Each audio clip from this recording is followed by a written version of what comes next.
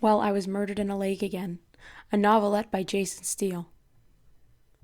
For those we have lost, in lakes to murder. Who could be so lucky? Who comes to a lake for water and sees the reflection of moon? Chapter 1. The Cold Repeat. The bottom of Blackmore Lake was thick with a grimy, muddy, lifeless silt. Swirls of foul residue slowly circled the lake bed, dimly illuminated by the light of a full moon above.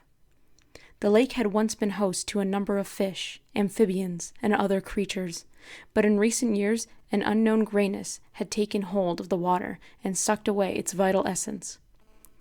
Now the lake was host only to death and rot. Tonight there was a new death for the lake to absorb, a fresh death. Resting in the center of the cold muck, slowly being swallowed up by the silt, was the body of Serena Shade. She was a short, stout woman who looked to be in her late 20s, with unruly tangled black hair that was peppered with lines of white. There was a small hole in her long black dress directly over her heart, out of which oozed a thick, dark, inky blood. The blood flowed downward into the lake bed, as if it were very heavy, disappearing amongst the sludge. As the bleeding slowed and the last of the color drained from Serena, an immense cloud passed in front of the moon above, shrouding the lake in absolute darkness. It was in this darkness that a figure who had been watching the water made their leave, disappearing quietly into the surrounding woods. An hour passed, and the moon began to reveal itself from behind the cloud. Faint light shone down upon the lake again, the surface of which was gently rippling near the western bank. Lying upon that bank, struggling to breathe and covered from her head to her boots in lake filth, was Serena. She had lain there nearly motionless for half an hour, slowly regaining control of her body. Anyone who saw her might mistake her for a corpse. The color was still completely gone from her skin, but she was alive and gradually recovering. There was a delicate pattering of steps in the woods near the lake, and a small gray fox emerged from the shadows.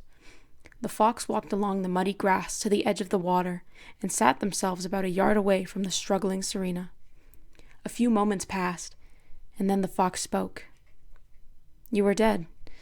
Dead and swallowed by a lake which has claimed so many. How is it that you continue, human?" The fox's voice was thin and graceful, with an aged but steady tone. Serena opened her mouth to speak, but did not yet possess the strength. The fox sat patiently awaiting her answer. After some substantial concentration, Serena found herself able to utter a few soft words. This is, she began, her voice hoarse and pained. The fox listened, unmoving, eyes watching Serena with cautioned curiosity. "This is the second time," Serena continued, "that I've been murdered in a lake." The fox lifted their head slightly, eyes still fixed on Serena. "You've died before?" "Not just died," Serena gave a dark laugh, then choked. "Been murdered. Twice. In a lake." She laughed again, then erupted in a terrible coughing fit. The fox walked closer and sat directly next to Serena.